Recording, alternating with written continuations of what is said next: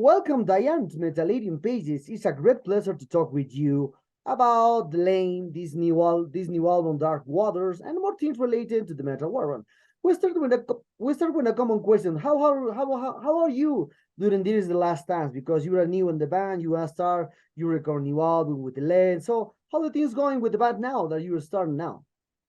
Yeah, it's going good. I mean, we're really busy preparing everything for the release of the album, and we're also released some singles last year, and now we're gonna release a new one in, a few days. So it's been good. It's been busy, and we're also working on planning things for the tour, and it's been great. Keeping it busy, and it's the people are reacting in such a positive way to the songs that we put out so far, and yeah, it's really awesome. Mhm. Okay. So when you hear the last albums from Delain, now you are recording a new album. So how was for you your encounter with Delain? Because as you start as a fan of the band, now you are the member of the band. So how was your first connection with the band? With which album for you was the best in the past for you? With Well, I think my favorite, well, I have two favorite albums. It's hard to just pick one. Well, so my favorites are Moonbathers and then Apocalypse and Chill. For quite some time, it was Apocalypse and Chill at first place, but then it kind of switched with Moonbathers. But but anyway, those two are my favorites.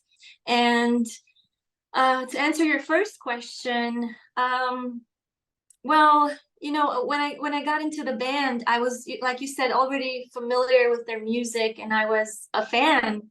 I knew that Delain since 2009, when I was in high school at the time, so many years ago, and I discovered them with the song April Rain. And that song just got stuck in my head. So I was also very familiar with this type of music, with symphonic metal. And so for me, the transition to becoming a member of the band was really just seamless. It was so easy, and I think it's also because of the people that make this band. Like, the band members are such good people, and they're nice, and they treat you with open arms, and I felt really welcomed, both by the band and by the crew, the Lane crew, that no one really gives too much credit to them, but they made this transition for me, especially in the live shows, so easy. And just the way they treated me, it was, I felt part of the family, like, right away. So that's something unique. It's hard to find people that you're on the same page with, and you get along with, and you can work together to make the band move forward. So I'm really lucky, and I'm very grateful to have that. Okay. Well, what are talking about from this new album? Well, you start the compositions with them, or perhaps you enter when the whole composition started a few years ago, because the last album from them is from 2020, so Apocalypse and Child. So for Yeah. perhaps you enter when the compositions was recorded or was written, or perhaps you entered during the composition process. Well, when I joined, Martijn and Gus, his songwriter partner, they had a couple songs written already, but like in the demo phase. And then once I joined, we kind of finished everything together. And so we worked on songs. I flew to the Netherlands a couple times, and we worked together, the three of us in the studio. We worked on melodies, and we recorded some vocals there. And then once I got home, I worked on those demos more, and I tried to, like, develop them and add more vocals and backing vocals and harmonies. And so it was just a back and forth process, especially now that we have the technology to do it. It's so easy to work from different countries. Like, I'm in Italy and they're in the Netherlands, and we were able to finish a whole album, which is very, very practical and cool that we can do that. Okay. So if you try to say, well, we are living in a world that now, as you know, there are a lot of people are returning in time, like the 40s and 50s, when the music spread just by singles at that time. Now we are living again this opportunity to spread the music by singles. If you have the opportunity to select one song of these new Dark Waters, which song will capture whole essence from this new album for you? Oh, the whole essence. Wow, that's a good question. Well, I think with the Quest and the Curse, I think that song has already so many elements that you can hear in the whole album. I think that's one of the reasons why we chose that song as the first single. It was because it's a very good reflection of what the album is when it comes to the sound. So I think that's one, and maybe another one would be oh man, this is a hard one. I think Invictus could also be a good reflection of the album, because this album is also really epic, and it has a lot of orchestra in it and choirs, and I think it's we really went like full force with the orchestra in some songs on this album. So I think Invictus is a really good representation of this. Okay, oh, no, nice. So, talking about from this new album, so well, Charlotte was the first singer for Delain since the last album, so Apocalypse and the 2020. So, if we relate to this and with the new album, what kind of new things for you can you enter with your voice in a band that already has its sound definite as Delain, is it? Yeah, well, I think every singer is different. It's just, I think that like a voice in a singer is made of so many things, of the things you listen to, the things you read as well, and just your personality and who you are as a person. So I think every singer has her own or his own sound. And I've been listening to so many kinds of music, like pop music and R&B and even dance, and then metal and symphonic metal, metalcore, heavy metal. So I'm all these influences put together, and that's what makes my sound. Of course, my main sound is like pop oriented, but I also love like classical singing, even though I'm not a classical trained singer like officially, but I've always studied that kind of voice because I always loved singing it. So I think, yeah, I have my own personality, I have my beliefs, and different things that I believe in. So I think that's what makes me different, other than of course the fact that each singer is gonna sound different, of course, because even the range, like my range is a bit different than Charlotte. I think my voice has a lighter sound to it, and I think that's also because I sang so much trance. I had this trance and dance phase in my life, so where the singing was like very soft and ethereal. And so yeah, I think that also makes a difference. Mm, great. Well, talking about from the promotion of this new album, what kind of plans that the band has for these new Dark Waters? Perhaps a European tour upcoming the next month, perhaps a North American tour the next coming month, or perhaps a Latin American tour, because I remember in 2022 when Delain was selected for to play in remember in Heaven and Hell Metal Fest at the time, but was cancelled for this kind of pandemic, etc. But Yeah. perhaps you have more futures to came here to Latin America in the next couple of years. Yeah. Well, so for now we're gonna start with the European tour, like you said. It's gonna start in April, and then we're gonna finish it in May, and then we're gonna play a bunch of summer festivals. In the summer we have Grass Pop and Wacken, and those are huge festivals.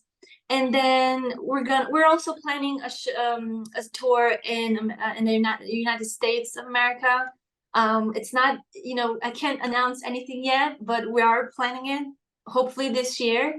And then for next year, we would really love to come to South America because, you know, I know Delain played there so many times, and the fans there are so passionate and crazy, and I really want to experience that and meet everybody there.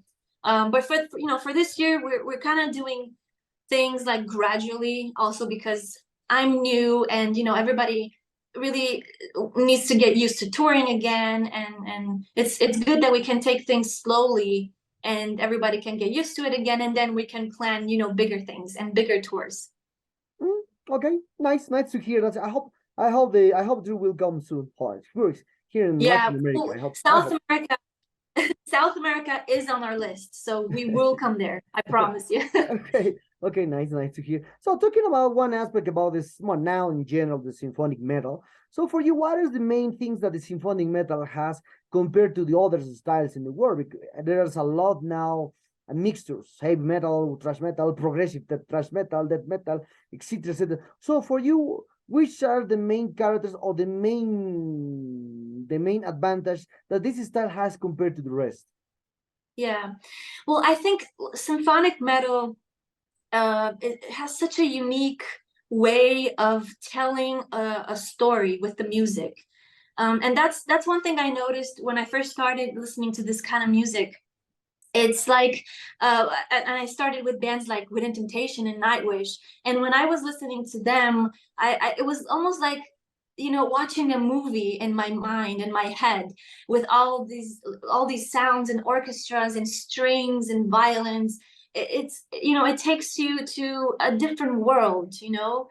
It's such a magical, you know, experience to me, and that, you know, with mixed with metal, is just, it creates this energy where it's such a, it just makes you feel good. That's what I feel when I listen to symphonic metal since I was, you know, in high school.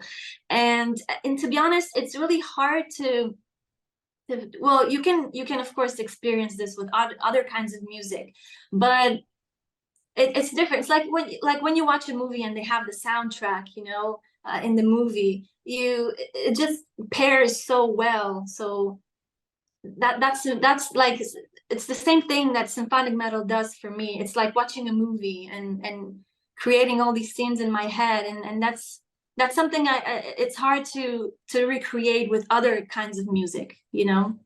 Okay, no, yeah. So now Delain is a band from Netherlands, a country well known by technical death metal, thrash metal, and in the beginnings in 80s. And now there's a lot of new bands like Delain from 2000 up from 2000s to now that are playing a lot of this kind of style, symphonic metal, because Epicas was there, With Intention is from there, The Lane is from there, so a lot of bands are playing this. So what do you think the bands from what do you think Netherlands are more related with this symphonic metal? Perhaps have to do with the society, something like that. That's a good question. I think it's a coincidence. It's also a coincidence. But to be honest, I have no clue why, you know, all these bands come from a certain country. Mostly I think it's just coincidence. But then of course I think it's also a matter of culture. The culture that these people have there in their country. This kind of music is more appeals more to the people. Like, if I think about Italy, you know, we have very few symphonic metal bands that come from Italy. You know, we have, you know, Within Temptation from the Netherlands, Delain from the Netherlands, Nightwish from Finland. So everything's more like from the north. So when I think of Spain or Italy or like Mediterranean countries, they don't really have that. And I think it's just the culture, a matter of culture and what people listen to mostly. Yeah. Okay.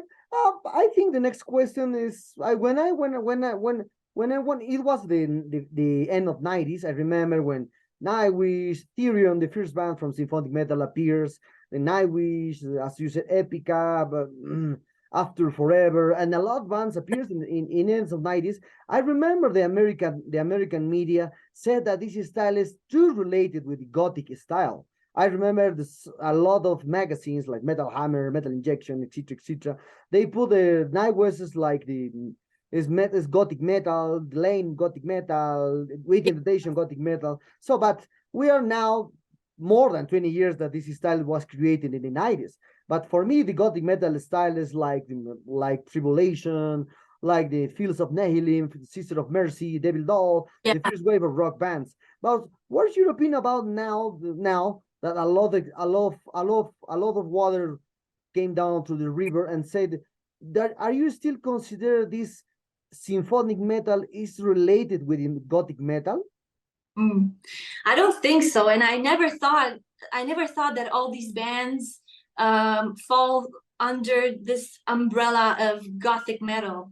To me, I always thought of it like cinematic metal, because yeah, to me, like goth, yeah, like you said, like all those bands are like more like into goth and gothic things, but to me it's more like, yeah, cinematic metal, because if you take those songs and you put them in a movie like Nightwish songs, and they have all these huge arrangements with orchestras, and it's almost like you're watching The Gladiator, and you have, a Nightwish song in the background. So that's not gothic, Yeah, it's not.